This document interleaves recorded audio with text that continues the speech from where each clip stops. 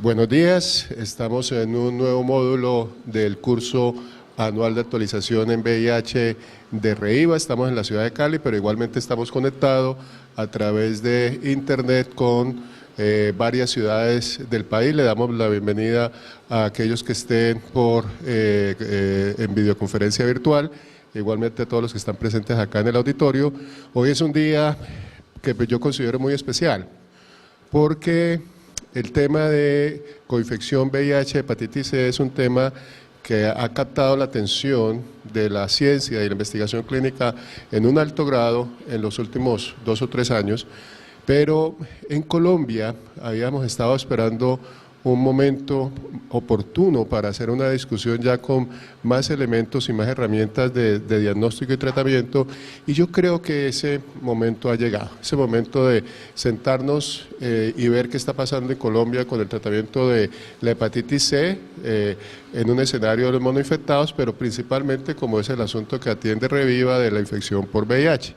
Y para ese propósito creo que hemos invitado a la persona más correcta en el tema de coinfección de hepatitis C y VIH en Colombia. Él es un apasionado del tema de la hepatitis C y es apasionado desde aquella época en que todo el mundo miraba feo a la hepatitis C, que nadie le quería. Ahorita todo el mundo quiere hacer hepatitis C, pero hasta hace unos pocos años todo el mundo le rehuía a la hepatitis C porque el tratamiento de la hepatitis C y manejar un paciente con hepatitis C era algo muy complejo, era un verdadero desafío. Así que me complace mucho darle la bienvenida al doctor Henry Mendoza Ramírez de la ciudad de Bogotá, aunque él no es de la ciudad de Bogotá, él es guajiro, pero oficia desde hace muchos años, entrenado en Buenos Aires, ¿no, sí, Henry? En la Universidad de Buenos Aires, y actúa como infectólogo en Bogotá, en el Hospital Central de la Policía desde hace muchos años, y también en EMERA, Servicios de Infectología. Así que yo sí quiero darte mucho las gracias, Henry, por aceptar nuestra invitación en este tema que es de candente actualidad. Bienvenido a Cali, Henry. Gracias, Ernesto. Muchas gracias, Ernesto. Gracias por la presentación, gracias por la invitación. El tema que nos toca hoy de coinfección de virus C en pacientes con VIH es un tema ha sido bastante complejo. Hablar de las hepatitis víricas, hepatitis B, hepatitis C, en el contexto de VIH no ha sido fácil, especialmente en nuestro país. Hoy quiero compartir con todos ustedes pues esta parte de la experiencia y de los nuevos medicamentos antivirales de acción directa para la hepatitis C. Y Ernesto me enviaba una pregunta y dijo, oiga, ¿es lo mismo tratar la hepatitis C en el paciente monoinfectado versus el paciente que está coinfectado con VIH? Y es ahí lo que vamos a dilucidar, de si es lo mismo o no es lo mismo o cómo podemos hacerlo. Bueno, para esto hemos de hacer una recordación exactamente de qué está pasando con la infección por VIH, qué es lo que tenemos y recordar un aspecto fundamental. Actualmente las cifras de la Organización Mundial de la Salud nos están diciendo que hay aproximadamente 37 millones de personas infectadas con VIH en el mundo, y calculamos que de estos 37 millones de personas hay 2,5 millones, 2.300.000 personas que tienen una coinfección con el virus C. Esto nos está dando aproximadamente el 6.2% de la prevalencia de los anticuerpos contra la hepatitis C en el paciente que tiene VIH. Esto es fundamental recordarlo porque las estimaciones iniciales nos daban unas cifras un poco mayores. Ahora se han ido ajustando y ya estamos hablando no del 10% como hablábamos anteriormente, sino del 6.2%. Pero sí recordar que entre el 5 al 10% también pueden tener coinfección con virus B, el virus de la hepatitis B en el paciente VIH. Las hepatopatías en general representan y siguen siendo causa importante de la morbilidad y de la mortalidad entre los pacientes que tienen VIH. Nosotros debemos siempre pensar, y en nuestro país es fundamental también mirarlo así, que solo el 60% de las personas a nivel mundial que tienen VIH están reconocidas como tal, conocen ese estatus serológico y eso es fundamental recordarlo porque no siempre vamos a encontrar las personas diciendo yo tengo VIH o me hice el examen de VIH y sé exactamente cuál es mi resultado. Este 40% restante necesitan obviamente servicios de salud, necesitan acceder al servicio y necesitan conocer su estatus serológico para de una u otra manera poder controlar esta epidemia tan marcada. Hay que recordar que a mitad del año pasado había 18 millones de personas en todo el mundo que recibían tratamiento antirretrovírico, lo que nos está diciendo que aún falta el otro 50% para recibir tratamiento antirretroviral. Bueno, esto en cuanto a VIH, la Organización Mundial de la Salud ha hecho un esfuerzo hacia el 2020, 2030, tratar de abarcar una gran población con VIH con tratamiento y por eso estaba el eslogan del 90-90-90 que nos decía esta situación. Fíjense que hace no más de 10 años, las personas que morían por VIH eran alrededor de 2 millones de personas anualmente que morían por VIH y otro tanto empezaron a fallecer cada año por VIH, no recibían tratamiento o los tratamientos no eran adecuados. En el quinquenio 2000-2005 y en el decenio 2000-2010 disminuyó la cantidad de personas que morían por VIH. Y vemos cómo hacia el 2015 la Organización Mundial de la Salud nos dice, oiga, es que viene bajando la cantidad de personas que mueren por VIH, ya tenemos 1.100.000 anualmente. Esto nos está llevando a la Organización Mundial de la Salud a decir, esperamos que no más de 500.000 personas mueran cada año a partir del 2020 y no más de 400.000 personas van a morir por VIH en el 2030.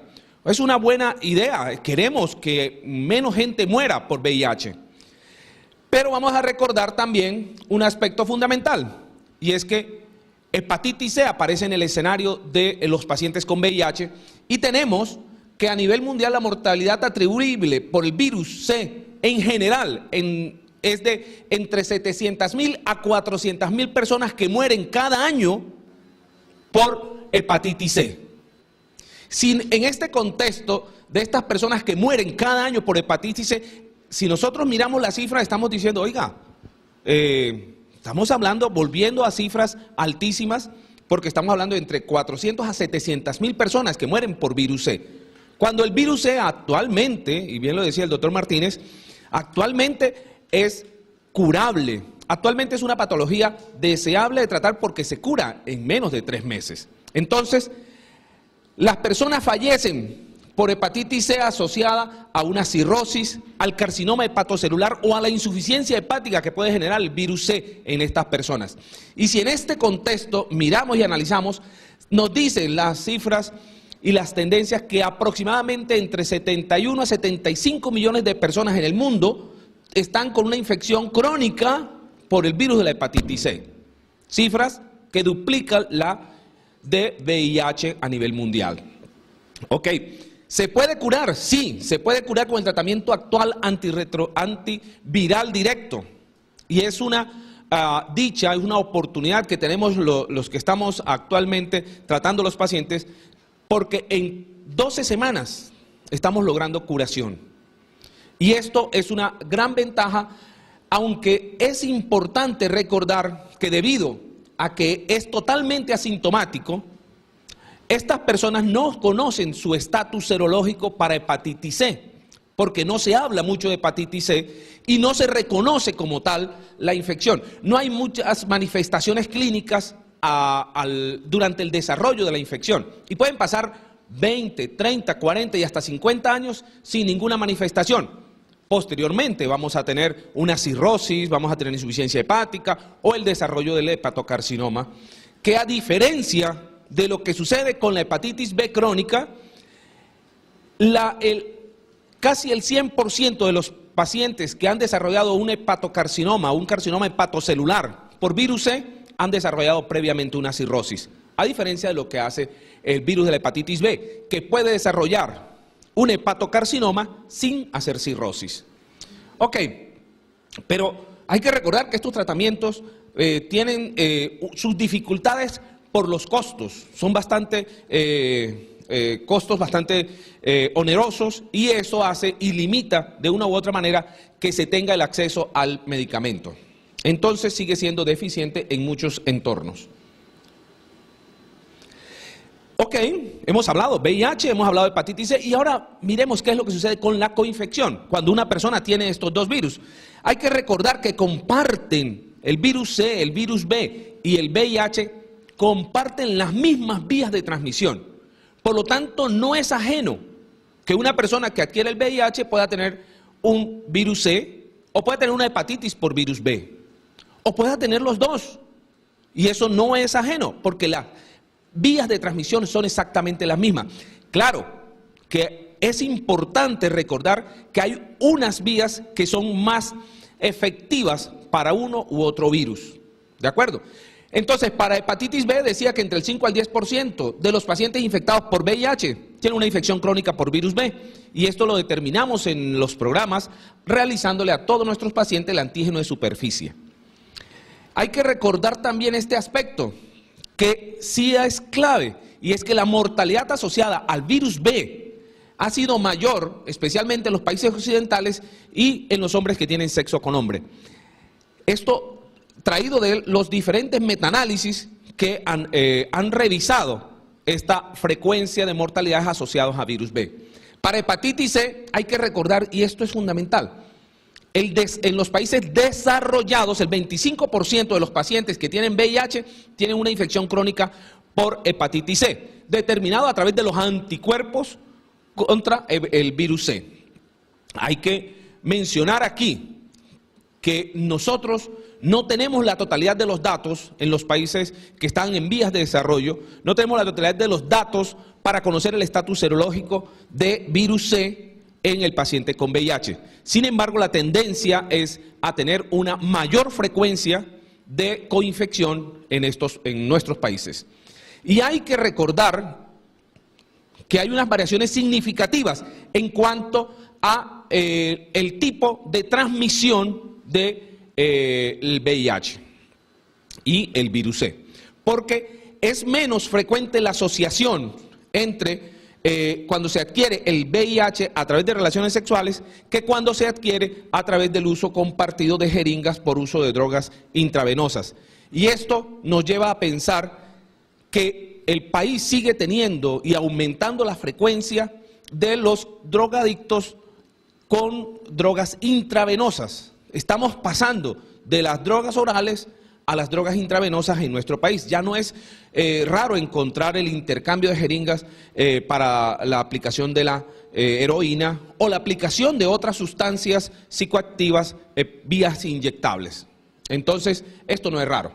Bueno, recordar fundamentalmente que el hepatitis C tiene 6 genotipos y que de acuerdo al genotipo también se ha venido manejando y trabajando por el tipo de virulencia que podría tener estos genotipos de virus C.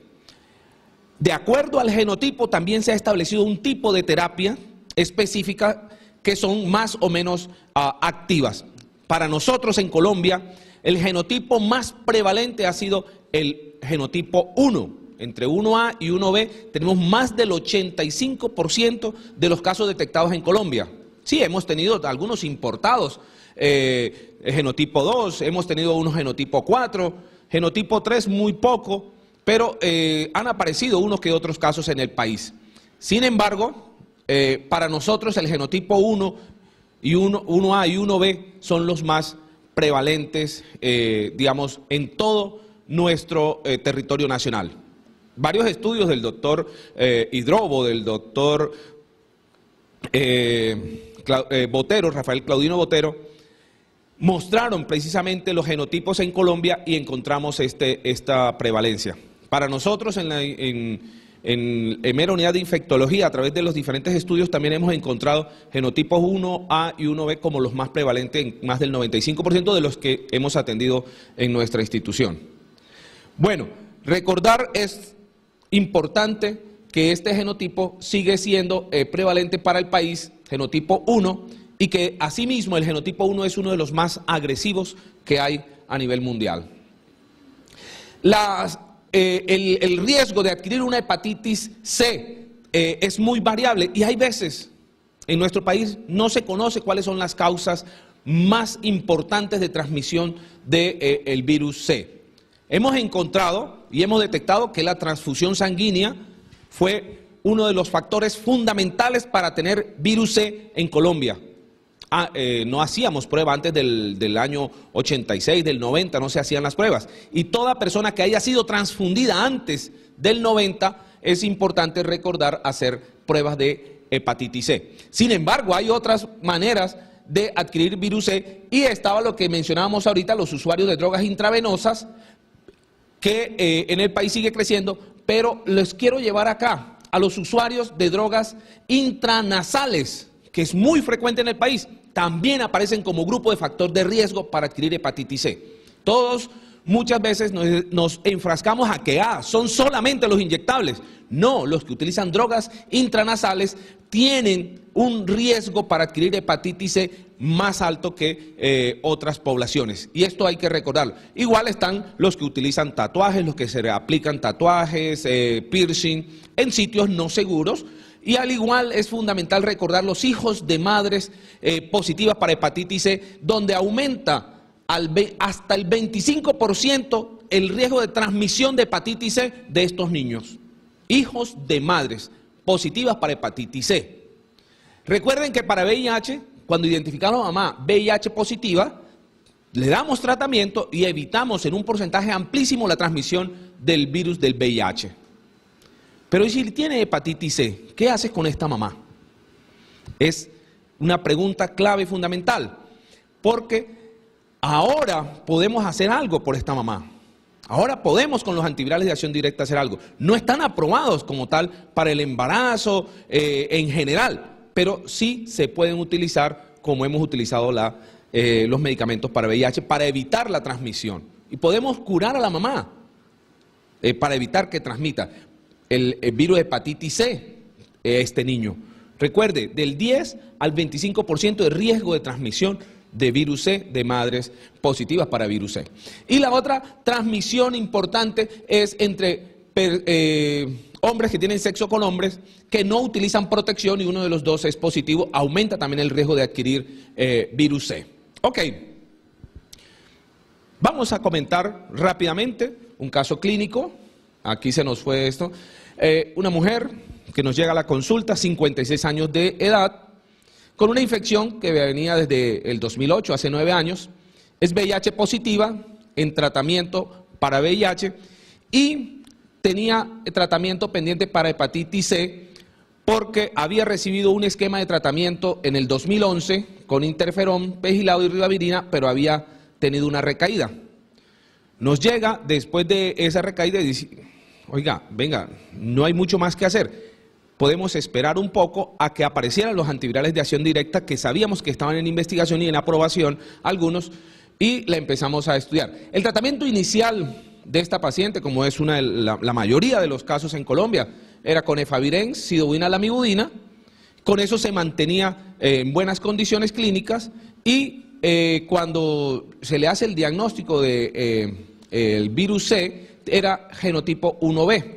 Esta paciente tenía estos marcadores, ¿sí?, antes del tratamiento que nosotros decidimos aplicarle a la paciente y tenía una lúmina de 4,1, tenía unas plaquetas de 156.000, un INR que estaba en 1, la bilirrubina total estaba en 0,5 miligramos por decilitro y las transaminasas ahí que querían subir y no, con 73 unidades internacionales de la ALT, la ST en 64, una creatinina que estaba en 1,7 y una depuración de creatinina en 67 mililitros por minuto. Y tenía, al momento de nuestra consulta, una carga viral que estaba en 1.585.000 copias, unidades internacionales por mililitro de virus C. Para VIH estaba indetectable, tenía menos de 40 copias por mililitro. Los CD4 estaban en 545 células y la serología RPR estaba no reactiva. Estos son los casos muy comunes que vamos a tener en la consulta. La paciente está de VIH, perfecto. Entonces decimos y nos hacemos una pregunta, y es que el tratamiento de VIH no va a hacer que también el virus C esté controlado. Pues bueno, los diferentes estudios nos están diciendo que el tratamiento de VIH no abroga completamente, o sea, no anula completamente la progresión de la enfermedad hepática. Tener el paciente controlado para VIH con los medicamentos antirretrovirales no controla totalmente la progresión, aunque lenta, de la enfermedad hepática por virus C. Y los diferentes estudios nos han mostrado cómo, le voy a comentar, esta línea azul es el paciente monoinfectado con hepatitis C, que sin tratamiento va a desarrollar una descompensación hepática a través de los años. El paciente que tiene coinfección con el VIH va a desarrollar más rápidamente una descompensación hepática, así tenga tratamiento para VIH y tenga cargas virales menor a 1000 copias o inclusive indetectables, y así tenga las células CD4 por encima de 200, que es el estándar que utilizaron. A pesar del control espectacular del VIH con su población linfocitaria adecuada, estos individuos van a progresar la descompensación hepática, van a progresar su enfermedad hepática. Y se nos pasa a todos, porque decimos, no, pues no le está haciendo daño, porque no se ve esa complicación. Bueno, cuando esto ocurre, ya vemos que esto significa que nos toca tratar a todos los pacientes que tengan hepatitis C, sean monoinfectados o sean coinfectados. Y en el caso nuestro, todos los pacientes deberían ser tratados, especialmente los pacientes que de una u otra manera tienen alguna complicación histológica hepática, tengan fibrosis o tengan cirrosis. Los que tienen cirrosis, pues obviamente son los de más alta prioridad. Y le continúan en esa prioridad los pacientes que están coinfectados con el virus del VIH. Hay que recordar que inclusive en esta era de antirretrovirales potentes, los pacientes tienen un mayor riesgo de desarrollar fibrosis y cirrosis si están coinfectados con hepatitis C. De tal manera que, volviendo al comentario anterior, la terapia antirretroviral supresiva para VIH no es un sustituto del tratamiento para el virus de la hepatitis C en el paciente coinfectado con VIH. ¿Ok? Esto nos debe quedar claro y debemos recordar que efectivamente están licenciados una serie de medicamentos que denominamos antirretrovirales de acción directa. Y estos antirretrovirales vemos que tenemos inhibidores de proteasa, inhibidores de polimerasa, tenemos inhibidores de polimerasa nucleócidos y nucleótidos, y hay que recordar cuáles son estos medicamentos. En el país ya tenemos la mayoría de los medicamentos aprobados. Tenemos Azunaprevir como un inhibidor de proteasa, Paritaprevir, Simeprevir, y el último aprobado a nivel mundial es Grasoprevir. Dentro de los inhibidores NS5A tenemos Daclatasvir, lo tenemos en el país, Ledipavir, Onvitasvir y Elbasvir. Y el inhibidor de polimerasa S5B por excelencia es Sofosbuvir, y el inhibidor de polimerasa no análogo nucleócido, Dazabuvir. Recordar entonces este sufijo. Los sufijos previr significan inhibidores de proteasa, para recordar, ¿sí? Dentro de estos tenemos Grasoprevir, Paritaprevir, Simiprevir, y los que están dirigidos a inhibidores de polimerasa NS5B y NS5A, dentro de los cuales tenemos Sofosbuvir, Dazabuvir, y los Asvir, este sufijo Asvir, Daclatasvir, Albasvir, Ledipavir, Onvitasvir y Velpatasvir. Tenemos todos los medicamentos inhibidores de antivirales de acción directa, algunos actuando directamente en la proteína del virus C y otros en la replicación como tal del virus. Es bastante claro que la combinación de estos medicamentos es lo que nos va a dar el éxito terapéutico para virus C. Bueno, y lo que les mencionaba, que los diferentes genotipos en pacientes monoinfectados también se manejan de acuerdo al genotipo, vamos dando uno u otra combinación de medicamentos. Yo quiero recordar que el genotipo 3 ha sido el de más complicación a nivel mundial y por lo tanto es el que tiene puesto en este momento el ojo del huracán, en el sentido de que conseguir antivirales de acción directa que sean pangenotípicos y especialmente que actúen contra el genotipo 3 es la idea. Si ustedes ven, en la mayoría del esquema, que ya lo vamos a mencionar más lentamente, tenemos que son el genotipo 3 es el que requiere la asociación con ribavirina adicional y por más tiempo del estimado para el resto de los genotipos. Aquí también vemos las duraciones de tratamiento para los diferentes genotipos, pero les quería mencionar que actualmente en las opciones para el 2017, todos los regímenes orales que tenemos que están aprobados nos permiten un éxito por encima del 95% de control de virus C.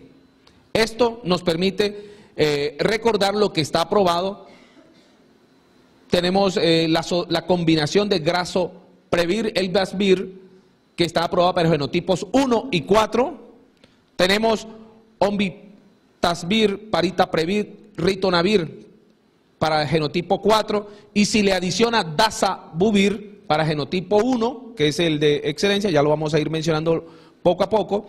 Tenemos la combinación Sofosbuvir, Daclatasvir para genotipos 1 y 3, y cuando le da la combinación de Sofosbuvir con Ledipavir, el Ledipavir es una asociación que en este momento a nivel mundial se conoce como Harmony, está aprobada para genotipos 1, 4, 5 y 6, y tenemos Simeprevir y Sofosbuvir para genotipos 1 y 4, y lo último que nos ha salido en las últimas publicaciones es que Sofosbuvir con Velpatasvir para los genotipos 1 a 6.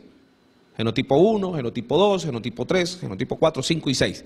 Esta, digamos, que viene siendo uno de los pangenotípicos, es lo que vamos a ver cómo podemos utilizarlo en combinación en el paciente que tiene VIH. Porque estos antivirales de acción directa, para el genotipo 1, que es el más frecuente en Colombia, que es el que vamos a mencionar ahorita, no se recomiendan regímenes de 8 semanas en pacientes coinfectados. ¿Por qué? Porque es que hay aprobaciones para que en 2 meses logremos curación de hepatitis C en pacientes monoinfectados. Pero ojo, eso no aplica al coinfectado. Entonces, de plano decimos, no hay regímenes, ni se recomiendan regímenes de 8 semanas para el paciente coinfectado. Sí, mínimo son 12, 16 y 24 semanas. Otras recomendaciones de duración que vamos a ver aquí, hay algunas que incluyen la ribavirina, ¿sí? En el paciente monoinfectado también es viable. Y aquí vemos cómo los regímenes que están recomendados para los pacientes sin cirrosis o con cirrosis compensada en pacientes que tienen coinfección VIH, hepatitis C. Y aquí vemos cómo la asociación de Simeprevir, Sofosbuvir para genotipos 1A en pacientes sin cirrosis y 1B, la recomendación son 12 semanas. Si usted es exquisito y dice, no, es que yo quiero una sola tableta, una vez al día, tiene la combinación de Ledipasvir, Sofosbuvir, también en 12 semanas. Tiene también la combinación Daclatasvir, Sofosbuvir, también para 12 semanas. Y hasta aquí quería mencionar que, si ustedes ven, parte del backbone para hepatitis C sigue siendo Sofosbuvir. Sofosbuvir con Velpatasvir, también en esquema de esta combinación. Y ahí hay algo que es un secreto a voces, como hablaba ahorita con el doctor Martínez, y es que en Colombia en las guías que manejamos para hepatitis en Colombia y la tendencia del control de la hepatitis vírica en Colombia, se está procurando que estos medicamentos lleguen a unos precios razonables al país, especialmente Sofosbuvir. Bueno, si utilizamos la combinación que viene en tabletas que se llama Ombipasvir,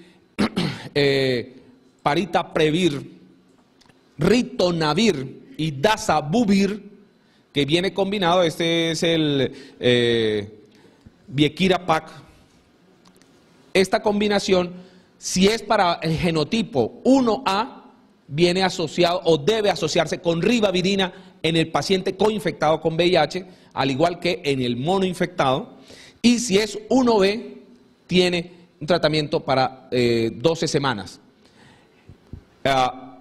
La combinación de Grazoprevir, Elbasvir, no la tenemos todavía en Colombia, próximamente la tendremos, pero el tratamiento también es de 12 semanas.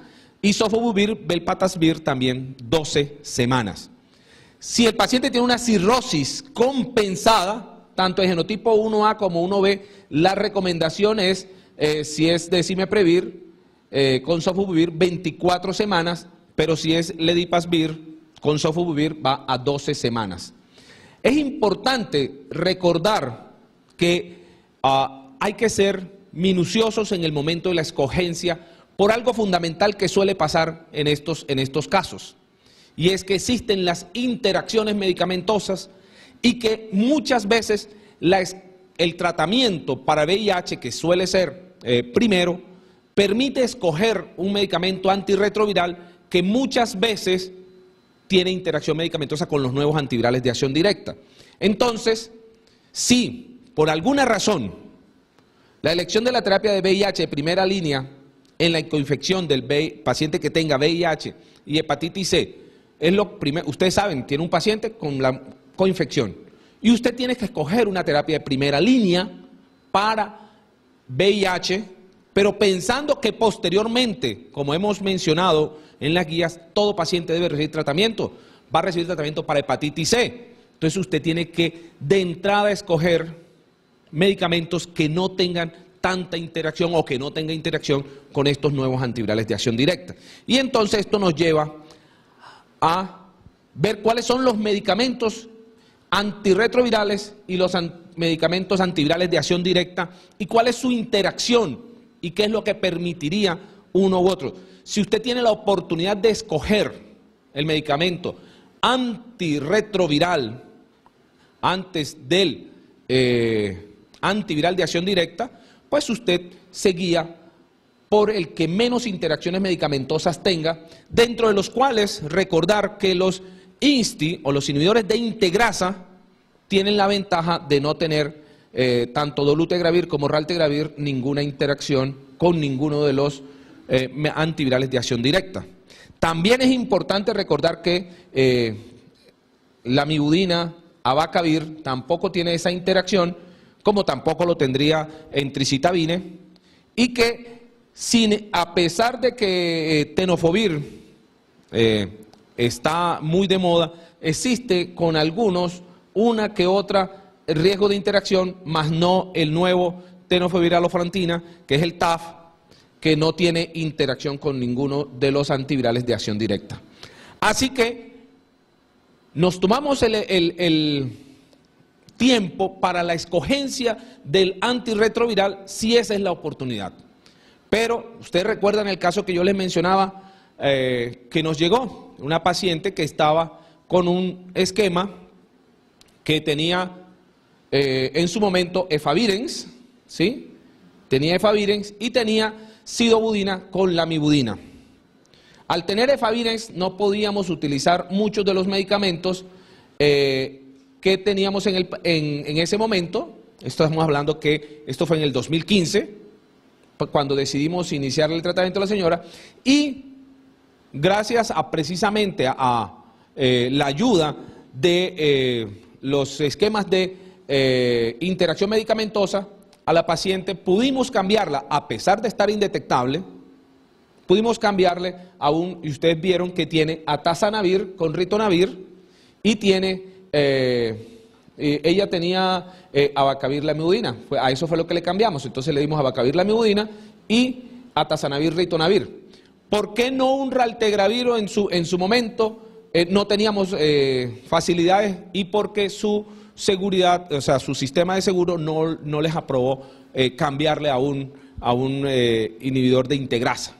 Entonces, nos toca ajustarnos, no es todo lo que queremos, sino lo que va llegando. Y en ese momento tuvimos la oportunidad de tratar a la paciente con Viequina y actualmente, ya después de 2 años, la paciente sigue indetectable, está curada de su hepatitis C y bueno, muy agradecida con el equipo de trabajo. Así que esta fue, digamos, parte de la experiencia que hemos tenido de nuestros pacientes. Y para resumir y terminar esta pequeña presentación, recordar que aunque el tratamiento de la hepatitis C es una prioridad de la coinfección, VIH, hepatitis C, generalmente se trata primero el VIH. ¿Por qué? Porque hepatitis C no produce lesiones inmediatas, se demora muchísimo, muchos años en producir lesión, de tal manera que casi siempre debemos iniciar el tratamiento para VIH antes que el tratamiento para hepatitis C. Sin embargo, algunos me preguntarán, ¿y si el paciente está en buenas condiciones, asintomático, y yo sé que el tratamiento dura 3 meses, ¿yo por qué no le doy el tratamiento de hepatitis C primero que el de VIH?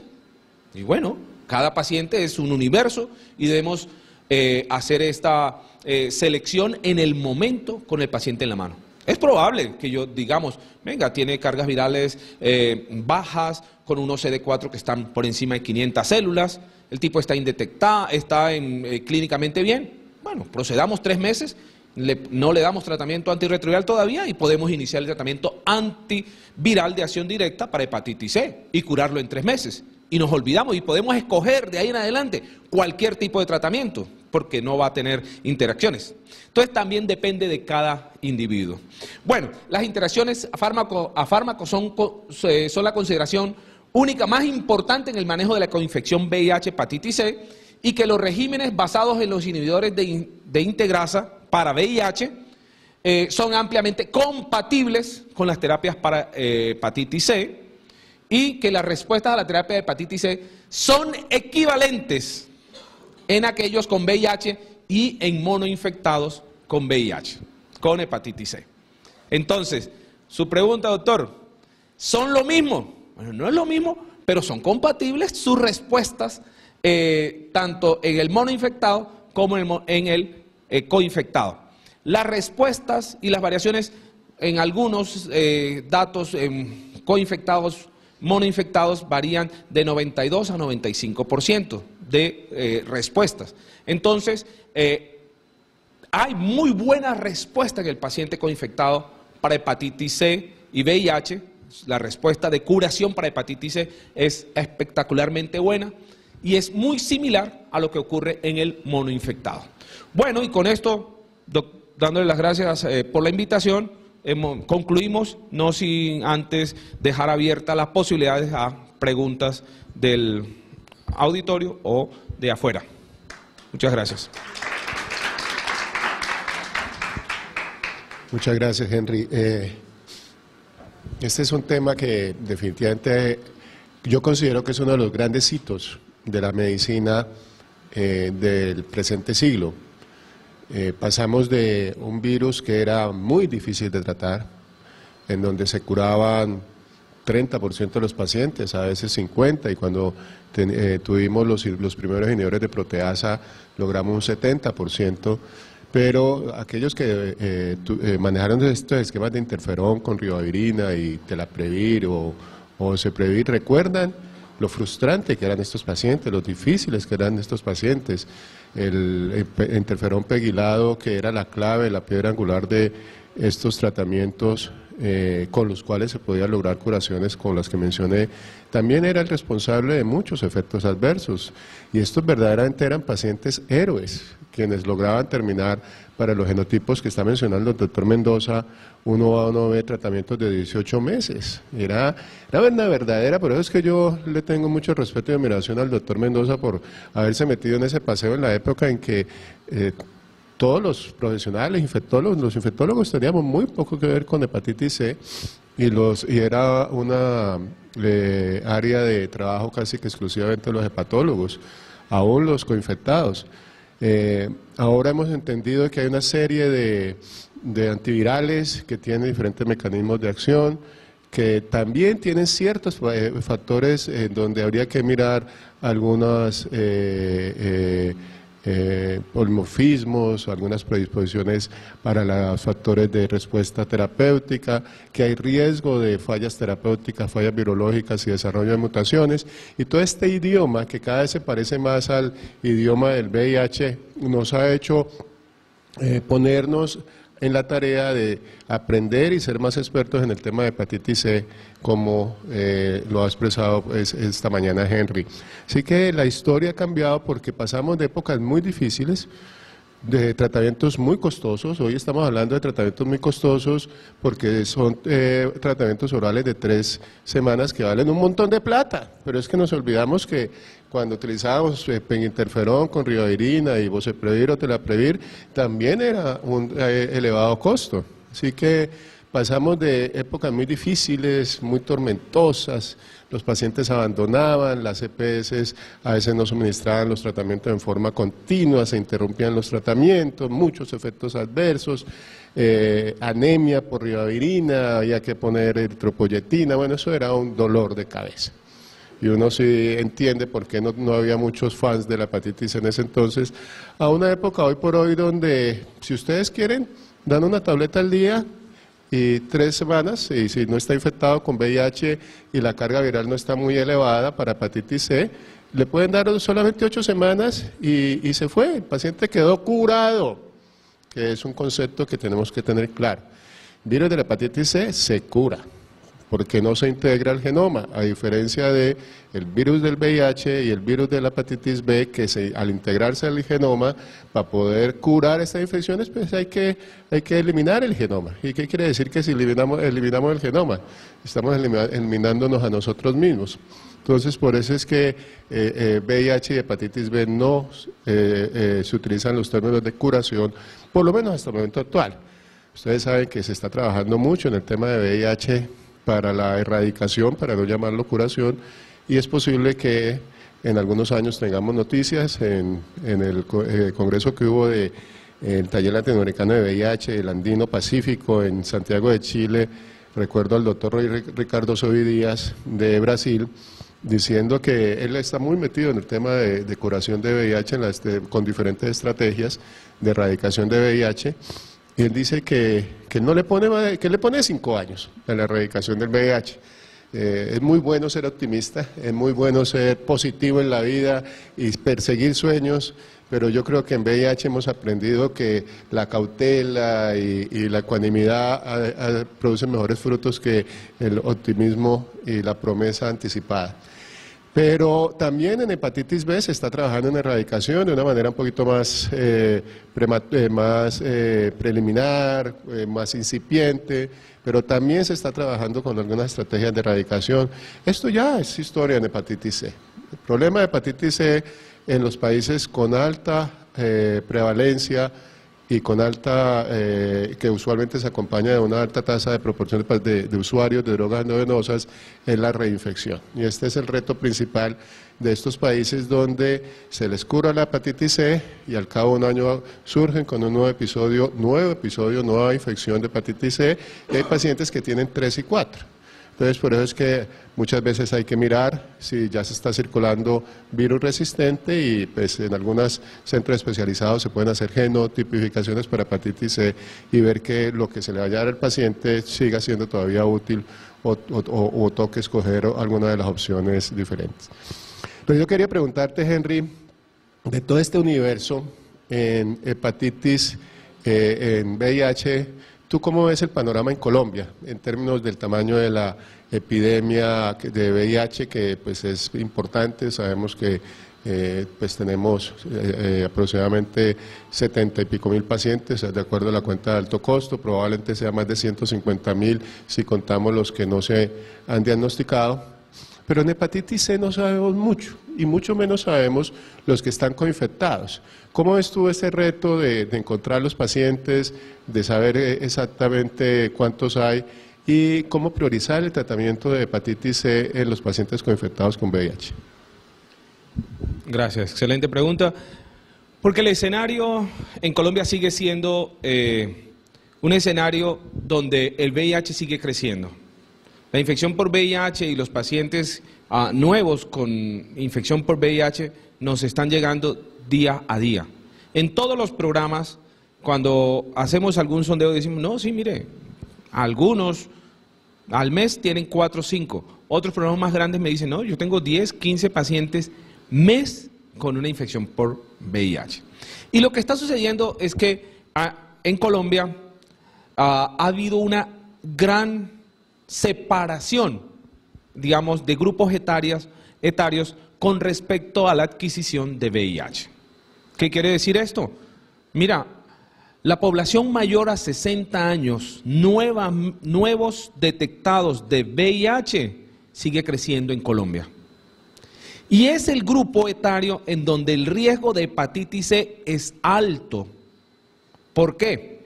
Porque son los pacientes que han experimentado algún tipo de transmisión de virus C asociado a procesos como transfusiones sanguíneas, de sangre no segura en su momento, pero también del uso de elementos de salud que no eran con prácticas seguras en ese momento.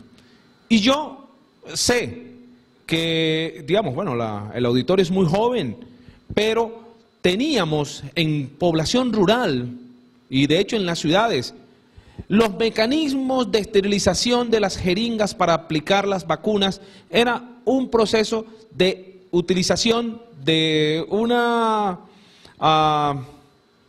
era una vasija de electroplata, de acero inoxidable, que se ponía a hervir.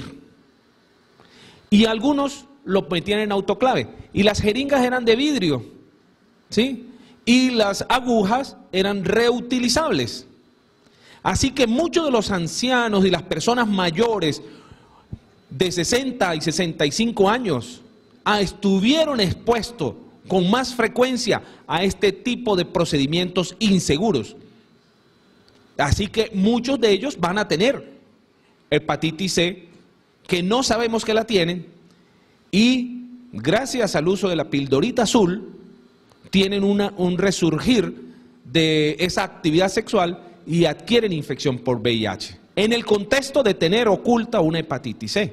Así que en ese escenario es donde ahora vemos la asociación VIH-hepatitis C, no sin olvidarnos de la población más joven, menores de 25 años, que están llegando, y eso fue un caso muy curioso que tuvimos, con la nueva idea de utilización de drogas intravenosas, digamos, en el país. Y por estas cuestiones de la moda, ya no es solamente la heroína la que se está inyectando, sino otros tipos de drogas. Y uno de los casos que tuve la oportunidad de ver fue un chico de 23 años que se inyectó marihuana, la diluyó y se la inyectó. Inyectable, marihuana inyectable. Claro, hizo una flebitis, hizo una sepsis de origen en tejidos blandos, y por eso descubrimos al paciente tanto para VIH como para una hepatitis C.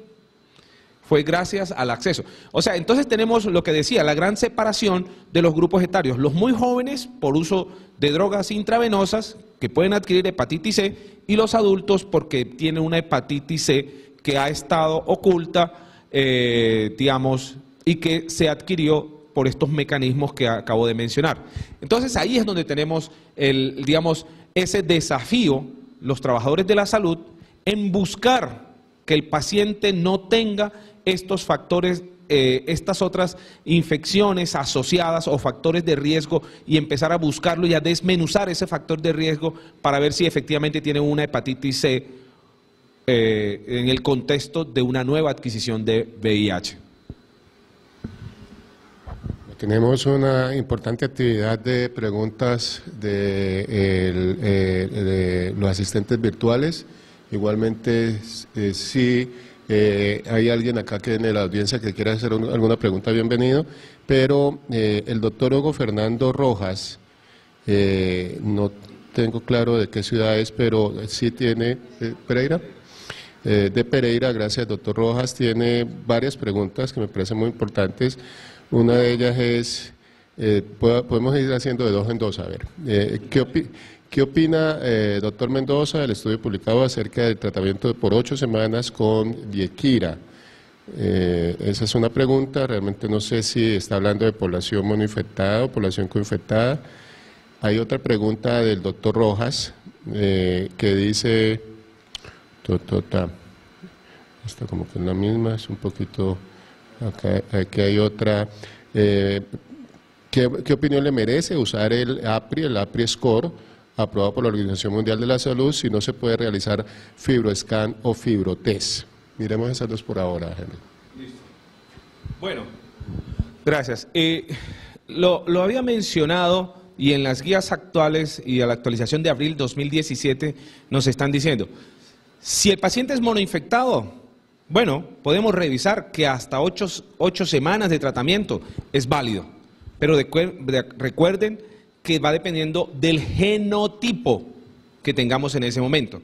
Y también va dependiendo de si está con cirrosis o no. Entonces, de acuerdo al contexto, para el paciente coinfectado, no recomendamos 8 semanas de tratamiento. En coinfección no se recomienda. Se recomiendan las 12 semanas. Si el paciente tiene adicional a eso una cirrosis compensada, va dependiendo del esquema de tratamiento y del genotipo. Pero fíjense que si es genotipo 1A, recomiendan 24 semanas más la adición de la ribavirina para lo del Viequira. Y si es 1B, sí se recomienda 12 semanas. Entonces, en ese sentido vamos. Y con respecto a la utilización de APRI, no sustituye ni el APRI, el FibroScan, ni la biopsia en dado caso, pero por la facilidad de hacerlo, bueno, es un índice, el APRI es un índice que es fácil hacerlo, pero no lo sustituye. O sea, lo que sí está claro es que FibroScan reemplaza en forma importante la biopsia. Y eso es el gran avance que hubo en la patología, pero no son equivalentes. Eso sí es claro. Sí, puedo de todas maneras complementar que como no tenemos FibroScan en todo Colombia, creo que hay FibroScan, ahorita lo hay en Cali, pero también lo hay en Barranquilla, en Bogotá y en Medellín, hasta donde yo sé, esas son las ciudades que tienen FibroScan, y ahora con el surgimiento de todas estas terapias y la introducción ya en Colombia es posible que haya otras ciudades intermedias que lo consigan, porque efectivamente es la mejor herramienta para definir el estado de fibrosis. En ese orden de ideas, aunque tenemos también más preguntas que ya las vamos a proceder, en coinfectados, hepatitis C, VIH, ¿en quiénes priorizarías tratamiento de acuerdo a los resultados del FibroScan? No lo hablemos de kilopascales, sino de la correlación con el Metavir, F0, F1, F2. ¿A quiénes le darías tratamiento? ¿Le darías tratamiento a todos o priorizarías de acuerdo al grado de fibrosis? Excelente pregunta. Mire, en general, en el paciente coinfectado, la recomendación es tratemos a todos los pacientes, porque recordar que la asociación de esta coinfección va a acelerar el grado de fibrosis y el grado de cirrosis en el paciente con VIH. Entonces, la asociación va a acelerar. Entonces, es probable que hoy tengamos un F1, un F0, ¿sí?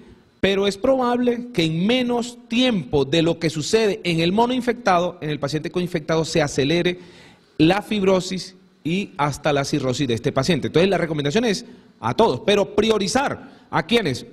Si es posible, todos los que tengan F2 hacia adelante son los que se van a priorizar. Pero recuerda lo que decía, se prioriza el que tiene cirrosis y de ahí hacia atrás. Primero el que tiene cirrosis es el fundamental y de ahí entonces el F3, el F2, ¿sí? Pero recordar que el monitoreo es, en el coinfectado, es que ellos más rápidamente que el paciente monoinfectado van a progresar a fibrosis y cirrosis, así que va dependiendo de lo que tenga. Y para complementar lo anterior, también tenemos el Fibrotex, ¿sí? Que también son parámetros serológicos que de una u otra manera nos ayudarían si no tenemos el FibroScan y no podemos hacer la biopsia. Entonces, también lo podríamos utilizar. Bueno, de nuevo levanten la mano si tienen preguntas. Seguimos con las preguntas vía internet.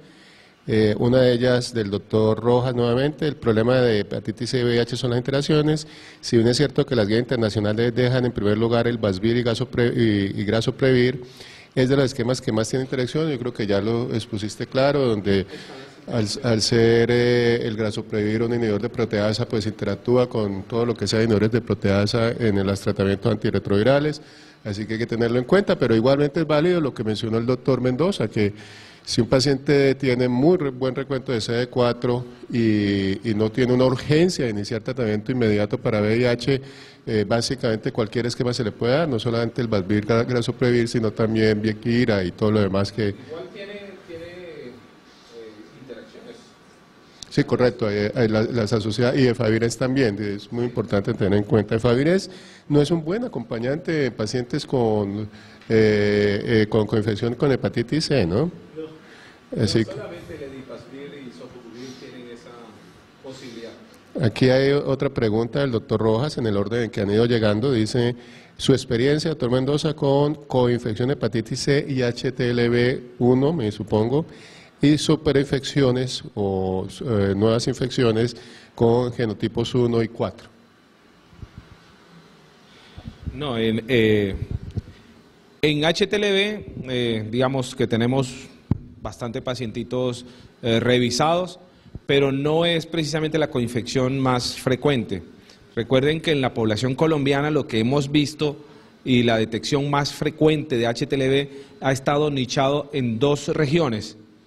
En la región pacífica, especialmente hemos visto pacientes de Tumaco, en el Nariño y parte de del Valle del Cauca, en algunas poblaciones, y sorprendentemente en las zonas céntricas de Boyacá, procedente de Muso, en la zona de las minas, hemos visto, digamos, en nuestras consultas HTLV procedente de esas zonas.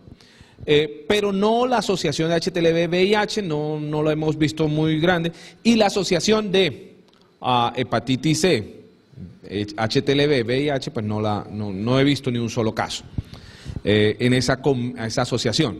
Y la otra era las superinfecciones. Precisamente en esta, pues no hemos tenido experiencia en encontrar esta combinación de virus en un solo paciente. Y lo otro que tenía que ver con el genotipo 1 y 4. Nuestra experiencia es más con genotipo 1, lo que hemos visto en Colombia, genotipo 4, de todos modos es válido, y los esquemas actuales permiten la utilización con una eficacia del 95 al 99% para genotipo 4, también con los esquemas actuales, que están aprobados para genotipo 4, como lo he mencionado, así que podríamos mirarlo. Pero no es mi experiencia en genotipo 4, en Colombia no lo hemos visto así.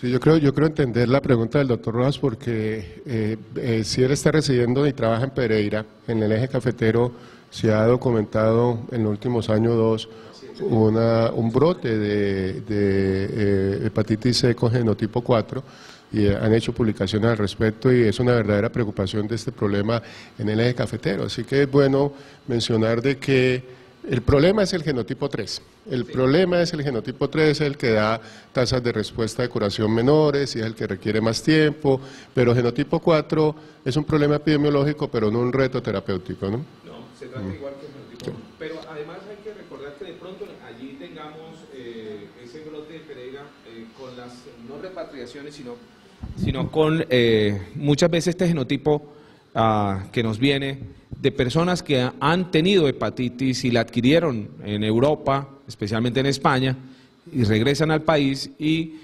muchas veces es allí donde encontramos este brote. Adquirido fuera, pero no es realmente algo, digamos, autóctono en nuestro país.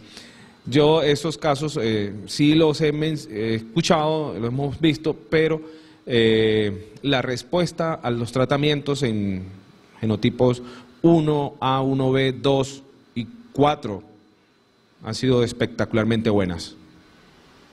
Lo interesante es que pareciera que tuviera una transmisión de tipo sexual, este genotipo 4. Mira que aquí todavía nos falta una pregunta del doctor Rojas, pero creo que es también oportuno darle la palabra al doctor, el turno al doctor Fabián Hernández. El doctor Fabián Hernández, ex médico EMERA, o sea que lo debes conocer muy bien.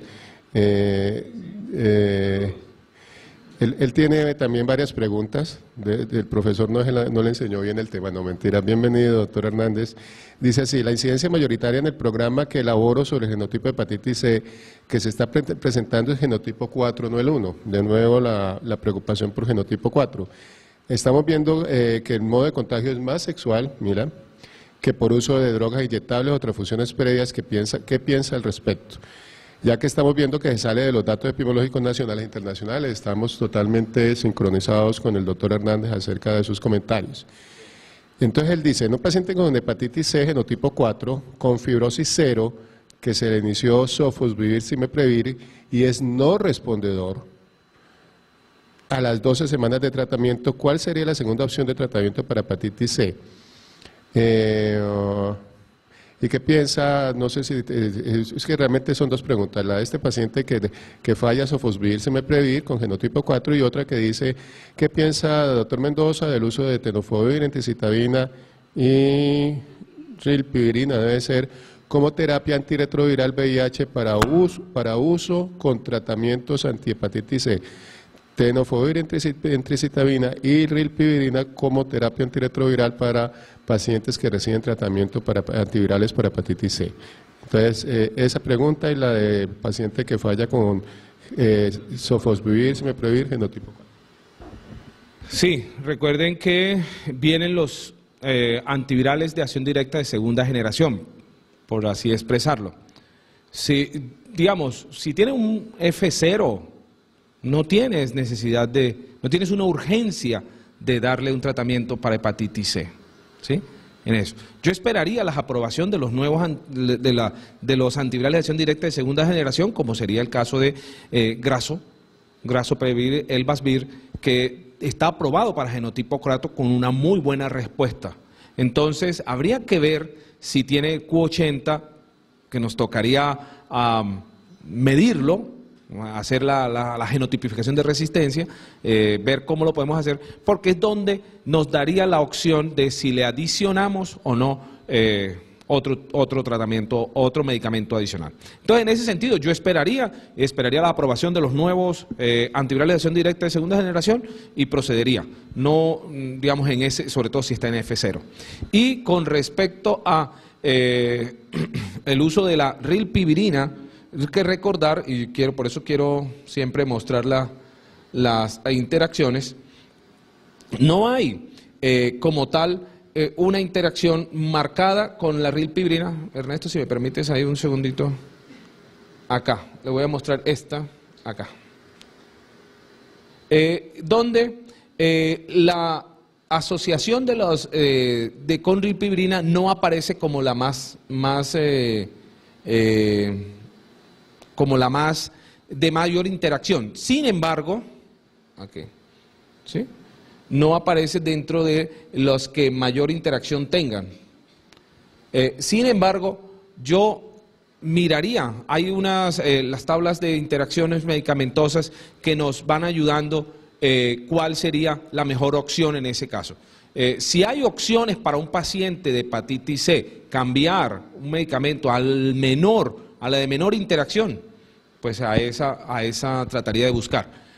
Sé que hay dificultades en las aseguradoras, muchas veces para cambiar el medicamento, digamos, de pronto irnos a un inhibidor de integrasa, sé que hay dificultades, pero lo mejor que usted puede hacer es valerse de las tablas de interacciones medicamentosas especialmente diseñadas para los antivirales de acción directa, y con esto decidimos. Yo no tengo experiencia de un paciente con rilpivirina. Recordar que en Colombia no es, digamos, lo que hayamos tenido o reunido todos los pacientes de hepatitis C y VIH y lo hayamos tratado a todos. Recuerden que en la medida que han aparecido los medicamentos, yo me acuerdo que tratábamos con interferón ribavirina, menos con boceprevir y telaprevir por las interacciones que eran muy marcadas, y sabíamos que venían los antivirales de acción directa, así que muchos de estos pacientes que los hemos dejado esperando 2, 3, 4 y hasta 5 años, pues evaluando que no progresaran su fibrosis, ahora lo estamos tratando con estos nuevos antivirales de acción directa y ajustado a las interacciones, y hemos tenido la oportunidad de ajustar el antirretroviral digamos, a lo que le vamos a dar. Así que si tiene rilpivirina y una combinación, pues muy amablemente los invito a que veamos la tabla de interacciones, y si tienes que cambiar, pues rilpivirina es posible cambiarla para poder dar tratamiento con antivirales de acción directa.